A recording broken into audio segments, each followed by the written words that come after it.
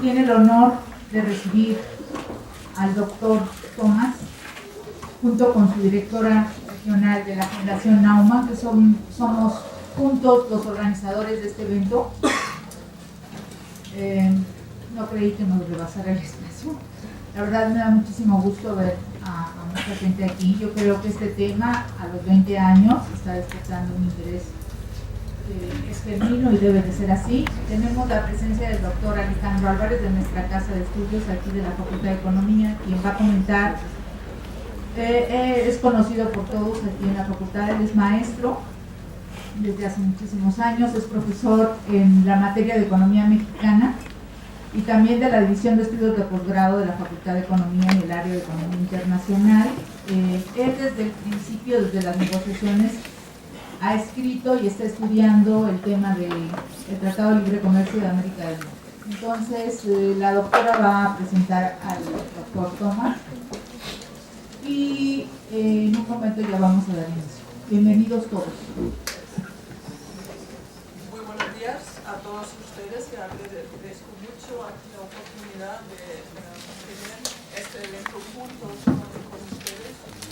Para la Fundación Naumann siempre es un honor colaborar aquí con esta universidad más grande de América Latina y una universidad tan destacada como la UNAM. Para nosotros de verdad es un honor y gracias también que podríamos realizar este evento a bastante corto plazo y también con tanta atención y también con el involucramiento del doctor Álvarez y para tener con ustedes aquí una discusión muy fructífera y también viva sobre un tema que nos concierne a todos, porque el Tratado de Libre Comercio de la NAFTA, también la situación económica en Europa, también para nosotros es un rompecabezas en Europa y tenemos mucha discusión en eso y en esta discusión sobre tratados de economía y una integración que es aún suprarregional, es sumamente importante tener esta discusión con ustedes y no solo entre Estados Unidos y Europa. Y por eso tengo el placer de presentar a ustedes al profesor Thomas Straubhaar, que es también un miembro del Consejo de Curadores de la Fundación Friedrich Naumann. La Fundación Friedrich Naumann es una fundación política de Alemania que se dedica a la educación de adultos en términos de la economía del mercado, del desarrollo de la sociedad civil y del Estado de Derecho. Y ya llevamos más de 20 años aquí en México y fortaleciendo el diálogo entre los países latinos y Alemania. Y el profesor Straubhaar es un académico muy destacado, también asesor del gobierno alemán en algunos asuntos y se involucra mucho en asuntos de la integración europea a nivel económico, pero también es non-resident fellow en Washington y después de haber estado aquí con ustedes va a pasar a Washington para exactamente discutir más temas de integración económica con sus colegas en Washington. Por eso para mí también es un gran honor recibirle aquí y que fue como un recorrido para toda América, primero a México y después a Washington. Y eso me parece excelente y yo espero que es el principio de una cooperación más larga. Le agradezco otra vez su atención y a la UNAM también. Y voy a dar la palabra a los ponentes, porque ustedes están aquí para escuchar al profesor Álvarez. Gracias.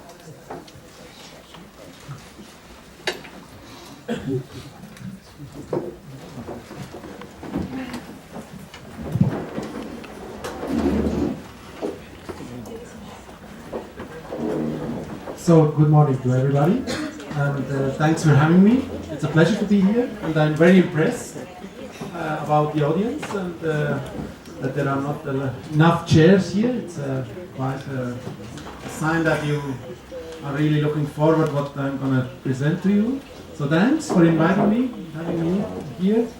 And I really think that the issue is relevant and tough and also very recent because, as you may see, we just celebrate 20 years birthday of the North African Free Trade Area that has been built between Mexico and the United States and Canada. And my goal is to probably give you two things. One is a little bit the idea of what happened, what NAFTA has changed and how it has worked.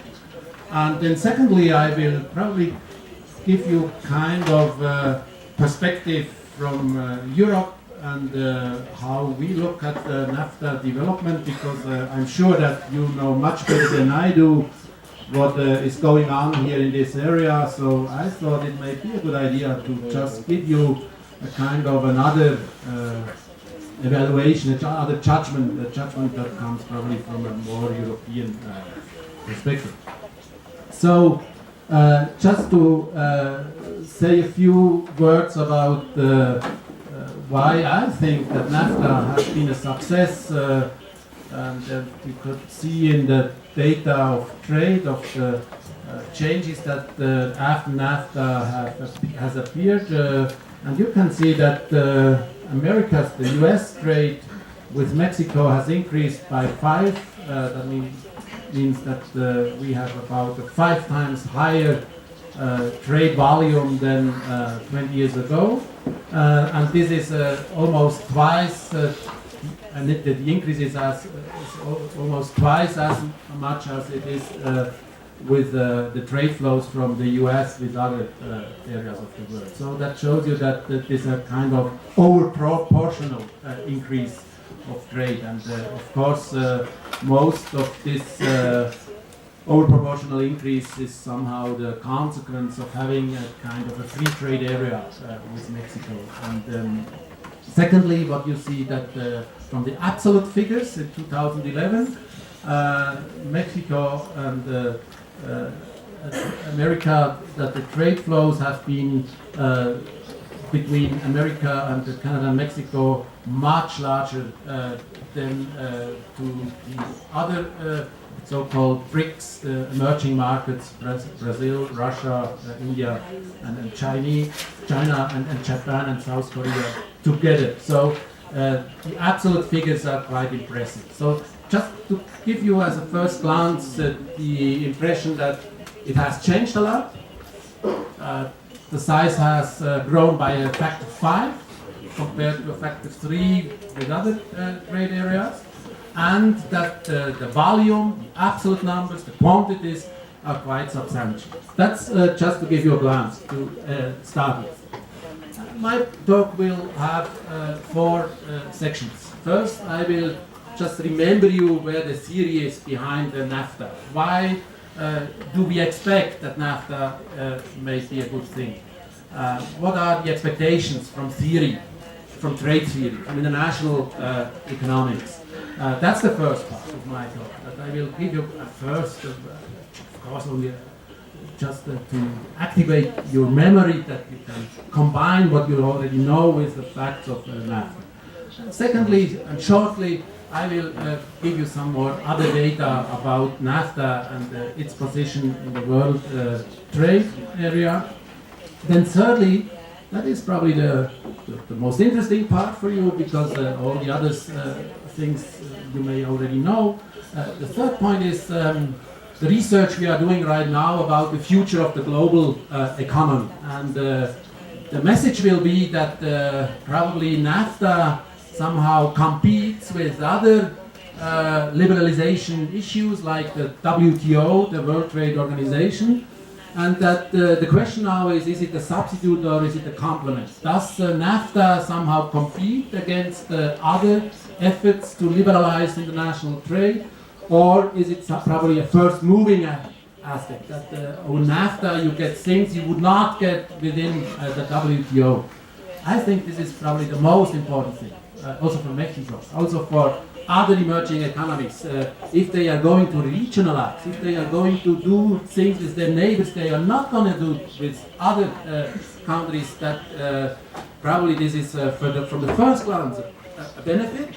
But it may be that in the longer run it will harm the development. So the third part will be probably the most interesting. And then the fourth part will be about the future. What should be done, what could be done, and it goes about issues that have not been included yet in the NAFTA discussion. So that's the program. And let me start now with the theory. I'm not sure whether you can read it, but this is just to show you that integration is something of a kind of a process. And you have different steps. And NAFTA, that's here, it's kind of a free trade area. And a free trade area basically means that you are concerned about trade flows, trade in goods, trade in services. And that you try to liberalize as much the trade between the partners. That's a free trade area. It's hot in Mexico. Much warm. Actually, in Hamburg it was nice. This weekend we had 15 degrees, what in February is quite unusual. It's 20 degrees Celsius, too hot compared to regular standards. So, it goes about trade in goods, trade in services. That's a free trade area. In a free trade area, every country is independent in having a policy against third countries, not partner members. That would be a customs union. A customs union you may find in some other parts of the emerging world. You have a customs union in the case of Western Africa. National trade policy against third countries. Here you would have a common policy against non-partner countries. That's one step ahead of a free trade area. Here, that's what I will say at the end, where we could probably think about further establishing NAFTA. You go towards a kind of a common market. The common market deals also with factor movements. Factor movements means capital and labor, migration and foreign direct investments. And here in a common market you have this so-called free freedoms of movement. Movement for people, movement for services, movement for labor, movement for capital. So that's what we have in the European Union. That's a single European economic area. An area without borders for goods, services, labor and capital. That's what we have developed further in Europe. It is a monetary union. A monetary union is it enlarged the area with no borders to a kind of a common currency.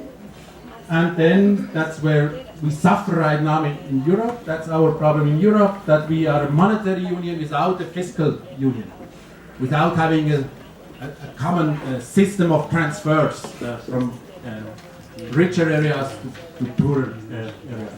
So when we talk about NAFTA, just to remember you on this, let's say, scale, on this stepwise increasing integration, we start.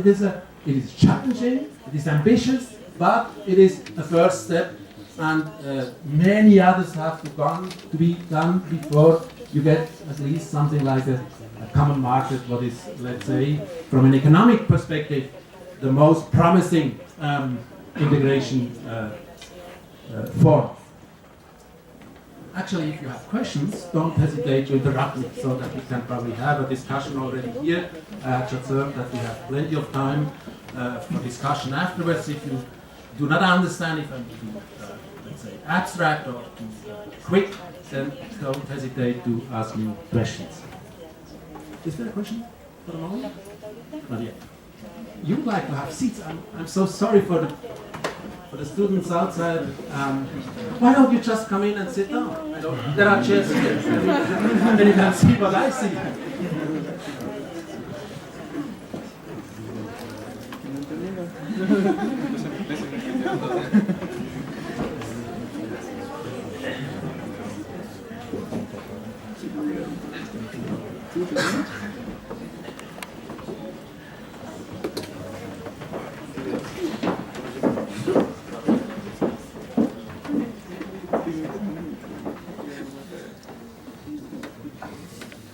Okay.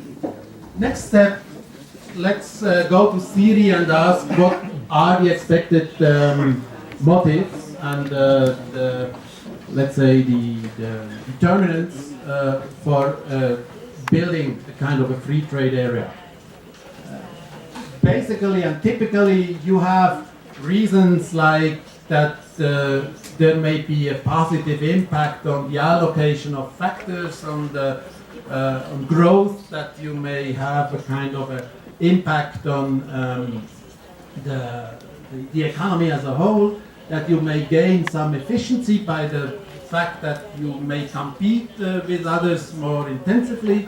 So the more competition, the more you have to care for efficiency. The more efficient you are, the lower the prices are. And the lower the prices are, the higher is your purchasing power. So that is the basic story behind a liberalization process. That is the consequence of having a free trade area.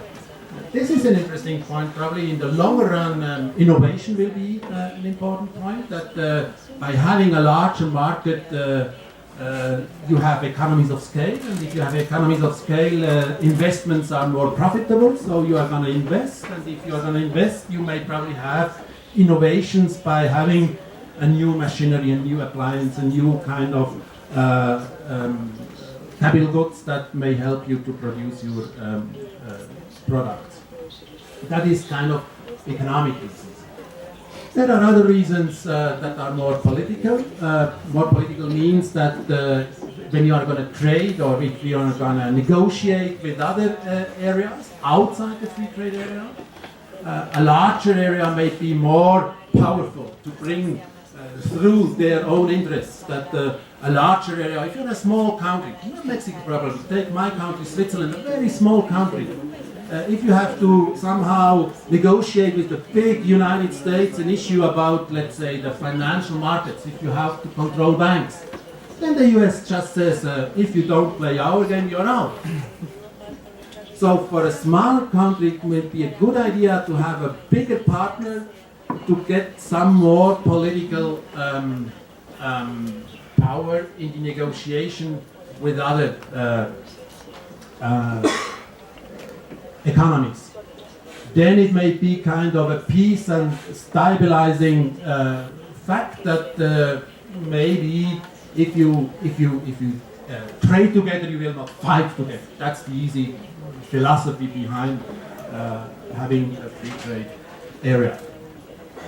You may have seen in your textbooks the story behind having a free trade area. If you have a kind of a price market, a price quantity diagram, and you have a supply and demand for, let's say, cars, and the price of cars in your country would be relatively high, and the price in another country would be relatively low, then if you would open up your borders, then you would gain some benefits. They stem actually here that the products you have produced before in the home market, let's say you do a car in Mexico that are not so competitive as they may be probably in Japan, then when you open up the Mexican border for Japanese car, then you will have a kind of a trade creation, and that's definitely welfare improving, because then the consumers get a kind of an extra consumption rent. Same may happen here, that you have, if the imported cars are relatively cheaper than the nationally built cars, then you will have more cars sold, and the more cars are sold, the higher is the consumer rent, and this is a kind of a trade expansion effect. So you have trade creation and trade expansion by having no restrictions to the national markets that you may probably have had before by having a kind of a tariff. So that's the standard textbook argumentation. Now, if you are going to do a kind of a free trade area, that means that you lower the tax that you have had before, not for every country, like you have done here. Here you have decreased, or you have abolished the tariffs for every country. Here in a free trade area, take Mexico and the US, you are just going to abolish the trade impediments between Mexico and the United States. So that means that probably you will still have tariffs for Japanese cars. So let's take Mexico. Then in Mexico, you may probably not import the cheaper and most efficient Japanese cars, because for the Japanese cars you still have to pay tariffs. You may then import American cars, because for American cars you have abolished tariffs, so that the American cars in the Mexican markets become cheaper, not because they are more efficient, but because they have not to pay a tax that Japanese have to pay. That's also, now you still have a kind of a trade creation and a trade expansion effect, compared to a situation where you have had taxes as for the Americans, as for the Japanese, for both. But now you are going to import, once you have a free trade area, you are going to import cars from America, your partner in the NAFTA, that before you had imported from Japan. That's what we call trade diversion. And trade diversion is kind of negative. Why? Because if you would not have NAFTA, if you would have a free market with no tariffs for every country, you would import cheaper Japanese cars. Now you're going to import relatively more expensive American cars, so that you pay a too high price for them compared to a situation where you would import Japanese cars. That's trade diversion, and this diminishes welfare, Mexican welfare, due to the fact that you pay a too high price for the goods you are going to import from the United States that normally you would have imported from other countries. Understandable? I mean, this was too short. If you have questions, ask them, then I could explain it a little bit more precisely, more in detail. But you get, let's say, the feeling.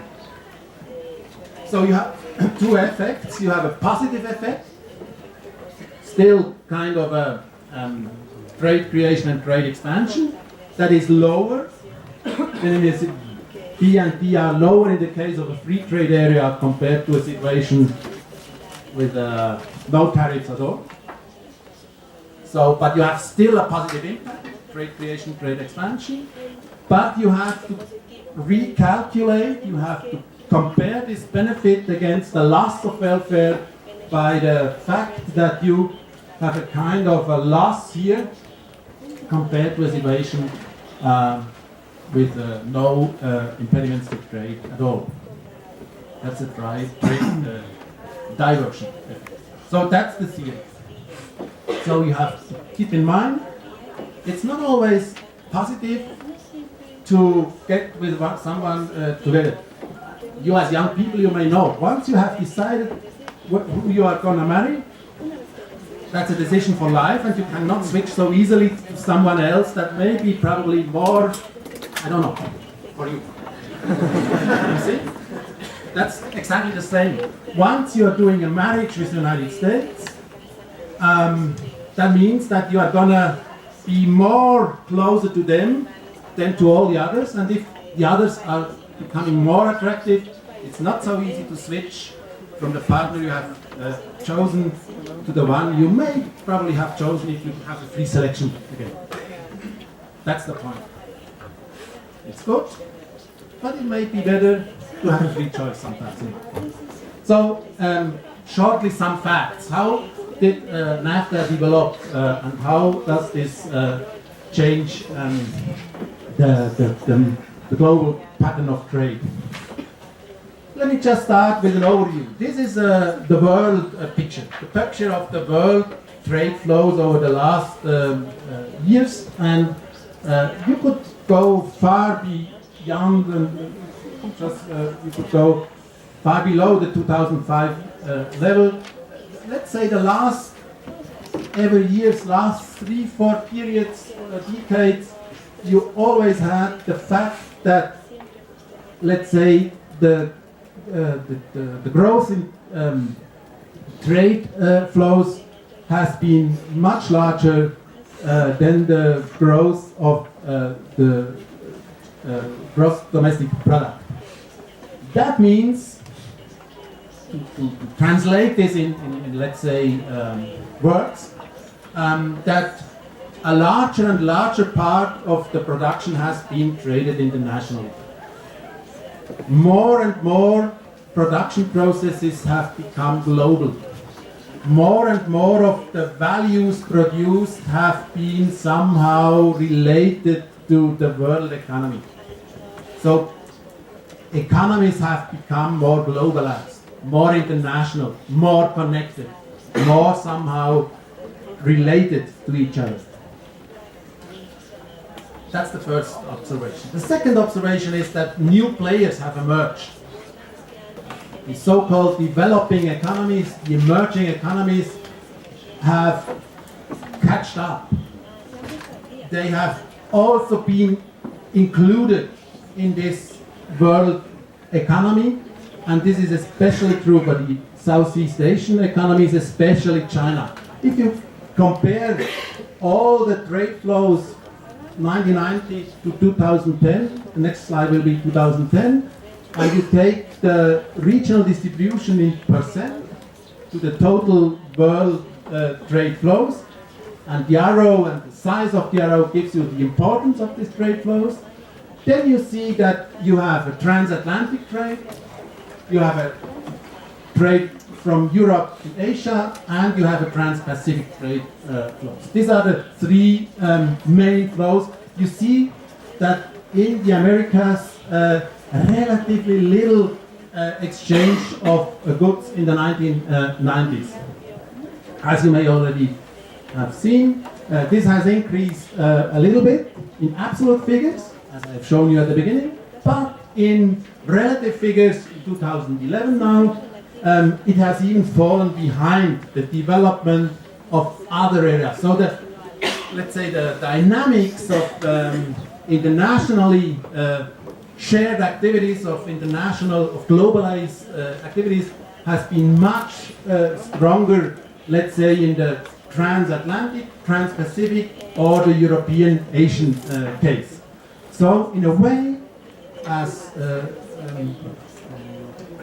just to look at Latin America, even if you have exported in absolute figures or imported in absolute figures much more than 1990, even if also Latin America has become more globalized, it has fallen behind the other areas in the world, so that somehow an opening up is still desperately needed in this area here, just to profit from what I've said before: international division of labor, more competitiveness, higher efficiency, lower prices, higher purchasing power for individual income.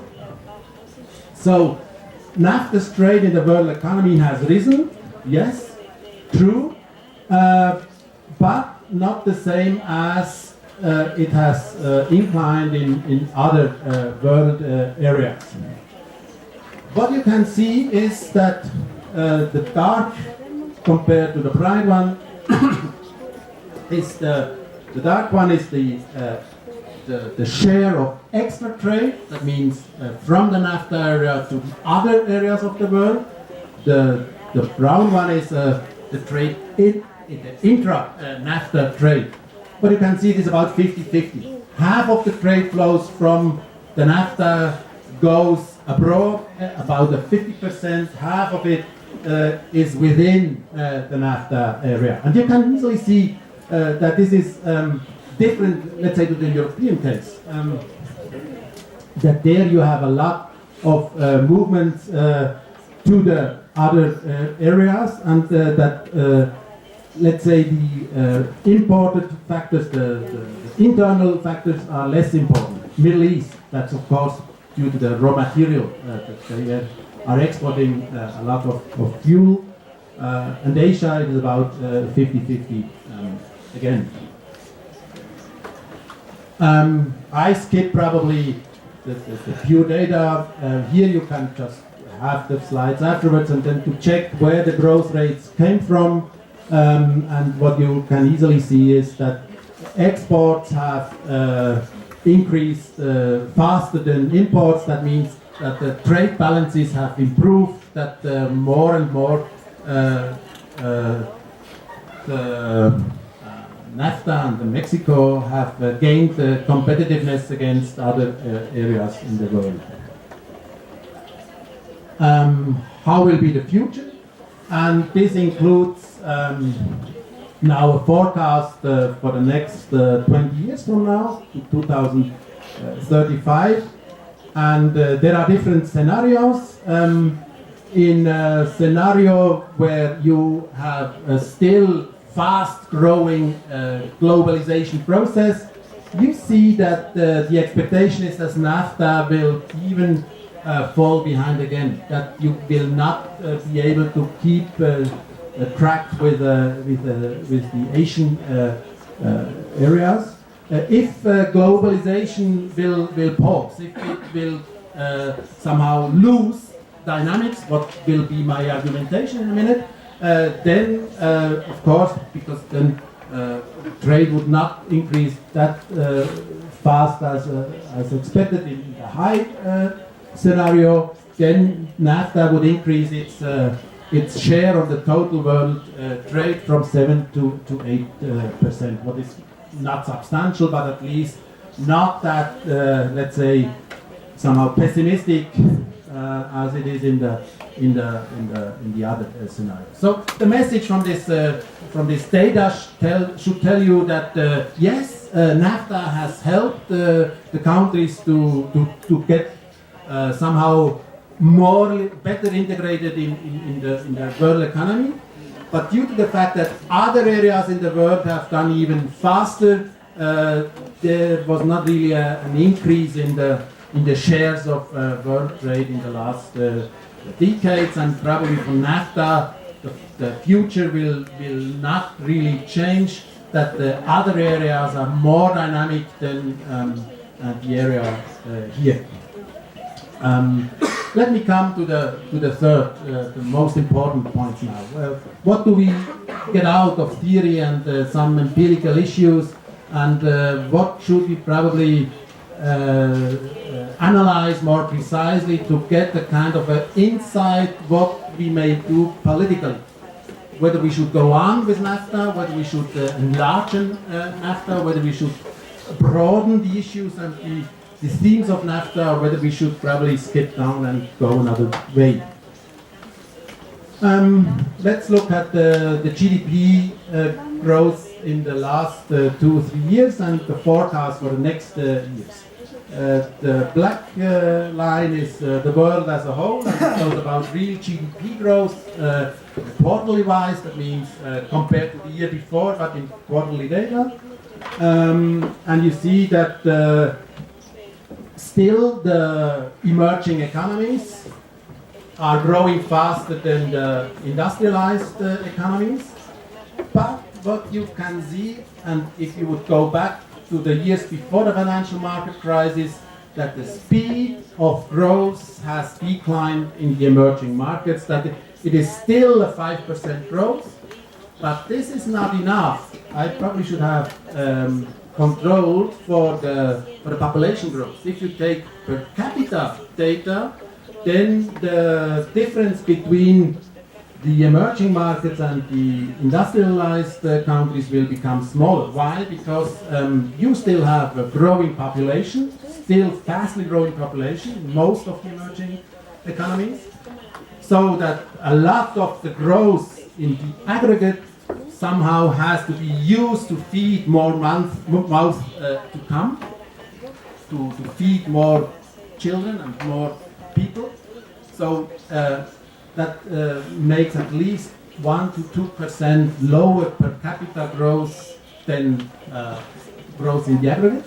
So instead of 5%, it will be probably 3% per capita growth.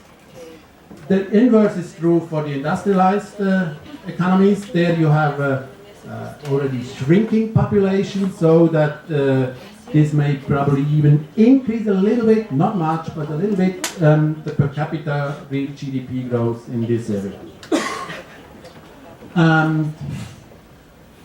My, let's say, point that growth has declined, that the dynamics has become slower, is somehow confirmed if you look at the trade data. And you remember, NAFTA goes about trade in goods, not trade in factors, not labor, not capital mobility. It is a question of trade in goods. And if you just check the data of trading goods, you definitely see a kind of a new picture in the world economy. What you can see is that the industrial production and the world trade volumes are going closely to zero. So there is not a lot of dynamics in the world trade market anymore. Before it was about, here you see, it was about 4, 5 to 10%, in between 5 to 10% annual growth. Now we are close to the zero bound. And the question is why? What happens? Why do we see globalization under pressure?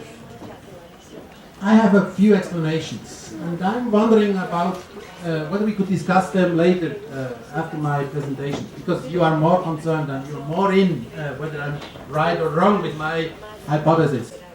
That was one of the reasons for increasing trade, because then you have shifted production from here to the cheaper areas, and then you have re-imported the goods that have been produced there. That is the car industry. That you have intermediate goods from all over the world, and probably the assembly has been done in Europe or in the United States, but you have had parts from all over the world coming. So my point is, as always in economics, you have kind of diminishing returns. It is easy to start, but it becomes more difficult to go on. Take a ride to the mountains. When you start at a sea level, then the first meters to increase is easy to go. When you come close to the summit, it becomes hard to get on. The air, as here in Mexico, is thinner when you are already at the top, and then it becomes harder to get further. That's the point. So the easy business is done. At the beginning, you have reshuffled, reallocated factors of production. You have shifted production from the high wage areas to the low wage areas. Secondly, transaction costs have increased. Transaction costs are the costs that are related by reallocating production. Why? Because also wages in Mexico have risen. Probably not enough as you think they should have, but still they have risen. Labor unit costs in emerging markets have risen. They have risen especially if you need relatively qualified workers like you will be one day. For relatively qualified labor, you have to pay much more nowadays in emerging markets than 10 or 20 or 50 years ago. So wage increase has somehow lowered the benefits from reallocating production. That's normal. That's not so surprising. That's how business is. I mean, once you have reallocated things, then you may come to a new steady state. The third point is probably reflecting what happens here in the last couple of days, when you have seen a kind of extreme currency changes. I'm not aware whether you have realized it. The Mexican peso has not devaluated as much as other currencies. Take the Argentine peso, about 40% within a year. Take the yen, the Japanese currency, about something like a 50% against the euro within a year. Many other currencies that have the Russian ruble, even the Chinese renminbi has devaluated in the last couple of months. Why? Now, the story goes like this. When the industrialized area, United States, Europe, has been in the recession and interest loans have become low and profits have vanished, then investors from all over the world have thought, where are we going with our capital? Where are we going to do profits with our capital? Where are we going to invest? And they have shuffled, they have moved investments from the United States and the Europe area to the emerging markets. Because in the emerging markets you have had high growth and you have had a lot of potential to invest and you've got a lot of profits and benefits and high interest rates. So the weakness of the industrialized world, the weakness of the US and Europe became the strength of the emerging markets.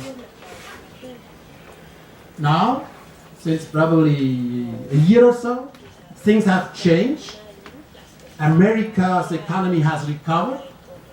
In the US, we expect kind of a growth in the range of probably 2.5 to 3% for the real GDP for this year, 2014.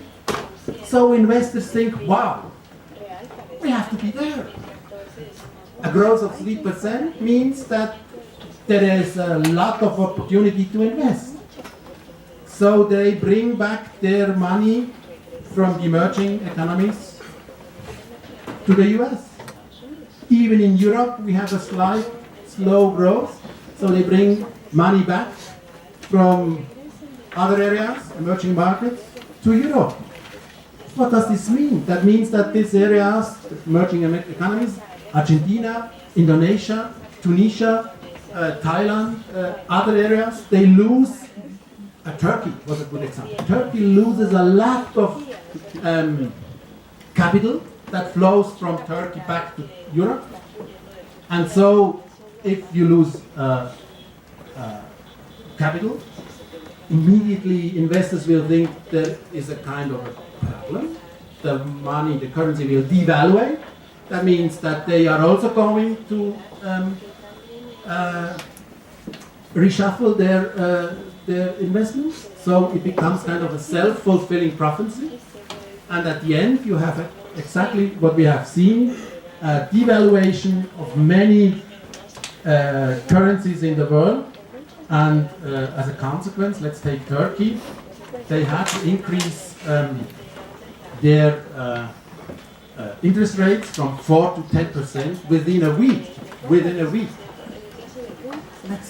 This is somehow unbelievable. I mean, if you have a house, if you have a mortgage, and you pay 4% for this loan, and then within a week, you pay instead of 4%, 10%. You're a household, you're a student. Your parents have probably bought a house, and they had a loan, they've taken a mortgage loan of about, let's say, 100,000 units. And they have supposed to pay 4,000 per year. And now they have to pay 10,000 per year. That's a difference. And that's the problem we have in the emerging economies. Many emerging economies, the increase of the interest rates will decline investments and will decline the growth and will decline, let's say, the potential for further development.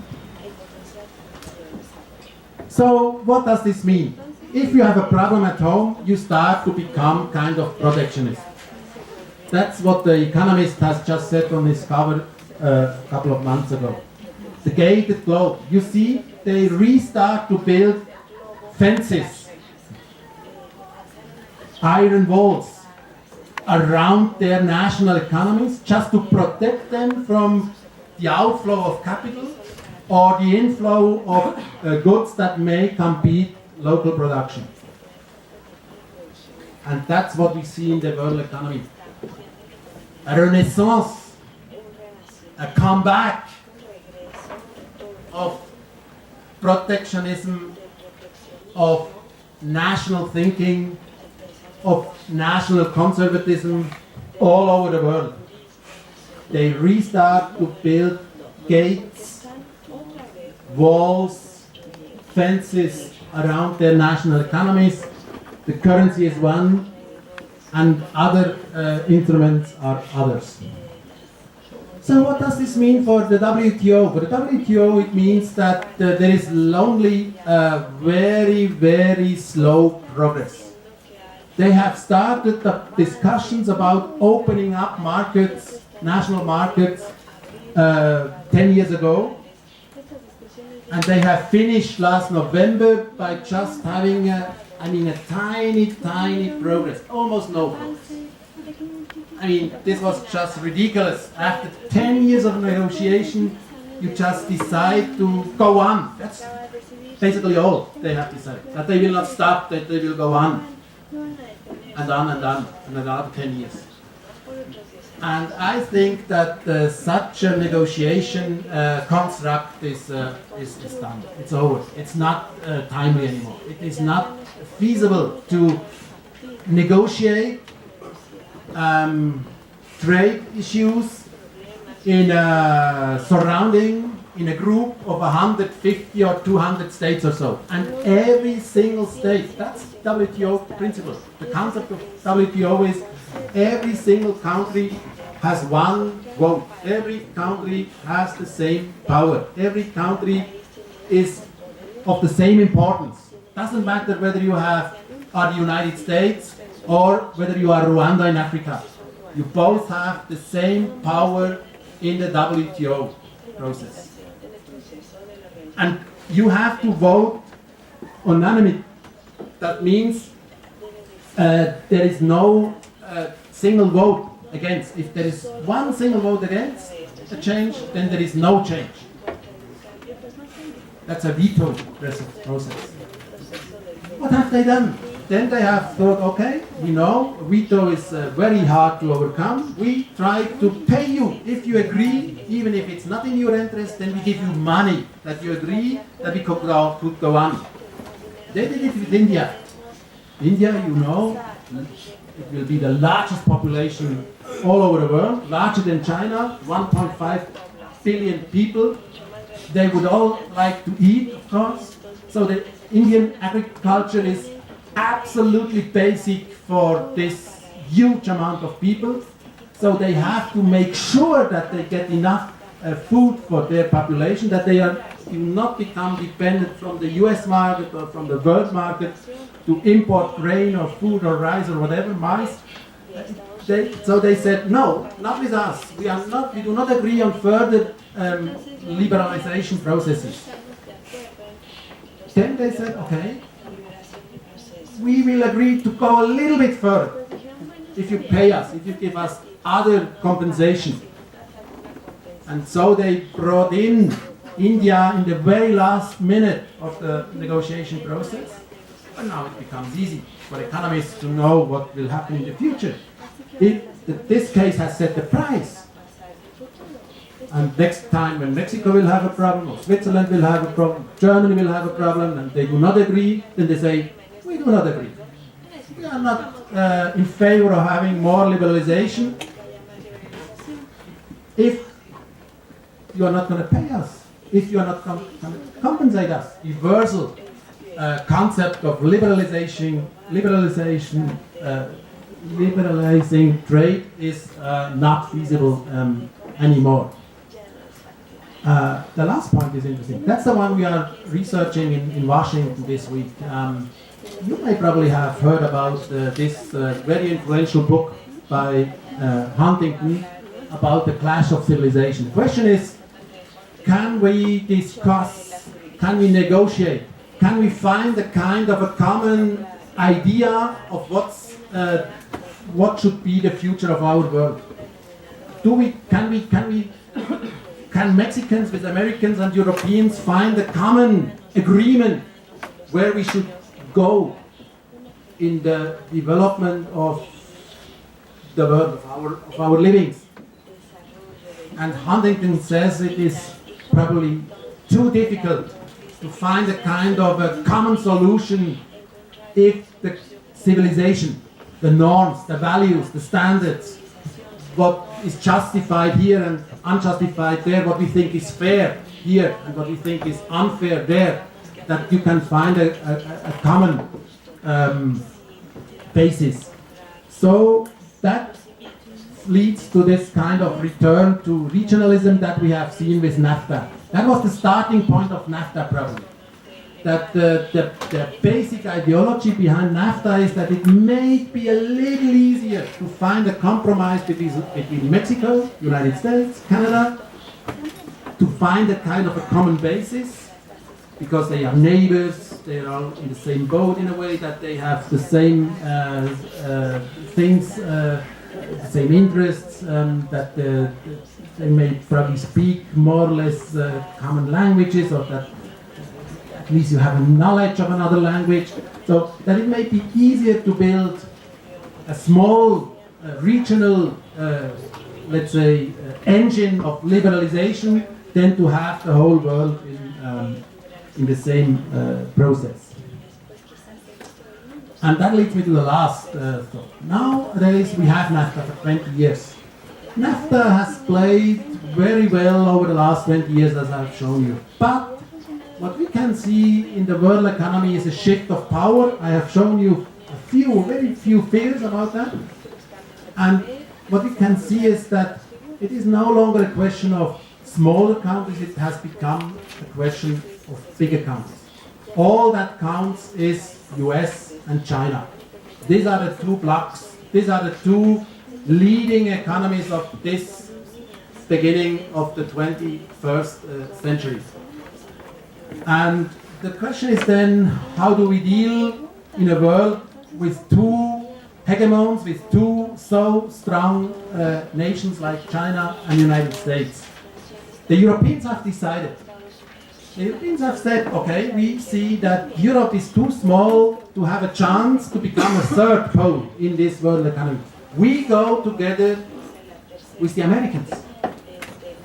And exactly a year ago, on the 12th of February last year, President Obama has declared the so-called TTIP initiative, this transatlantic trade and investment partnership. What they are going to do, Europeans and Americans, is to build up kind of a free trade area, a kind of a common economic space over the transatlantic. And now you see it becomes tough for Mexico. Now it becomes very critical for Mexico. Where will Mexico be when America, US, and Europe will form and build a TTIP? Then NAFTA loses importance for the US. Then the US will not be so, let's say, dependent on having access to the Mexican markets as they were before, because then they go with their cars and with their industries and with their agricultural products to Europe. So my point is, be careful in Mexico. Be careful about what's going on with TTIP.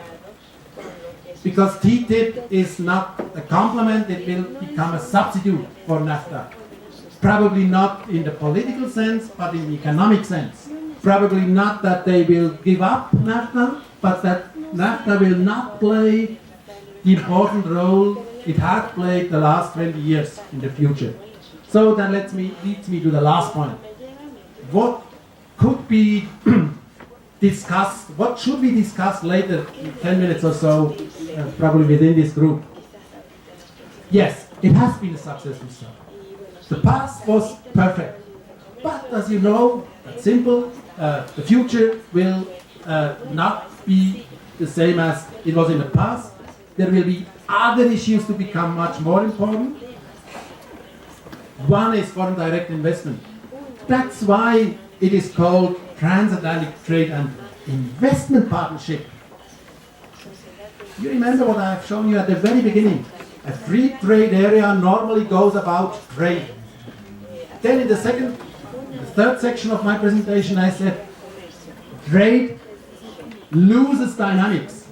The future, your, my future does not depend on trade. It depends on investments, on progress, on innovations. Trade has gone. We have somehow collected the benefits from trade. That does not mean that we will not have vessels and container vessels and huge ships carrying freight from one continent to the other. That will still happen, no worry about that. But that's not what the dynamics brings. The dynamics comes from investments, innovation, new technology. That is the thing that brings growth for the mass of people. That's where the reason why we will live better or whether we will live better or not. That's why within Europe and the US it goes also about investment. NAFTA just goes about trade. Trade is old-fashioned. Investments is new. That's the dynamics, that's the future. So my point is, you should be much more concerned about foreign direct investments. More American firms here, more Mexican firms there. Make it easier for small, medium-sized enterprises to profit from the larger American market. Last point, next point, most difficult point, and I know the story. I was several times in the northern part of Mexico 20 years ago when we have discussed this issue already. I think in the long run, the test where Mexico and US will stay in 20 or 50 years with each other will be migration. That's the difference, you remember, between a free trade area and the common market. Migration. If you have now not the free movement of people, if you restrict migration, then you restrict the potential for innovations. I know that Mexico would like to have more open borders. I know that the US is not so much in favor, that they are not willing to somehow open up their doors. So that's the point. You should really be concerned that Barack Obama's issue for the next year, whether he will manage a new kind of migration policy against Mexico. How will it look like?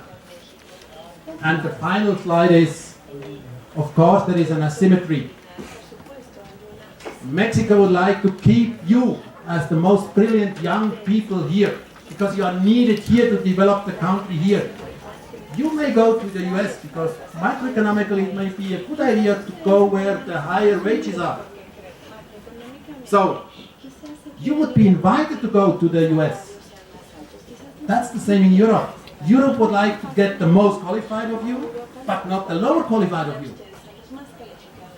Other areas with a strong population growth, with many young people to come, they would like to give incentives for the younger population to leave, but only the unqualified, not the qualified one. So I think we need a platform to discuss these issues, to overcome this asymmetry, and that will be the test whether NAFTA has a future or not. Thank you so much for listening, and I'm very happy to discuss whatever you want to discuss with me. Thanks for being here. It was nice, and I'm looking forward to your question.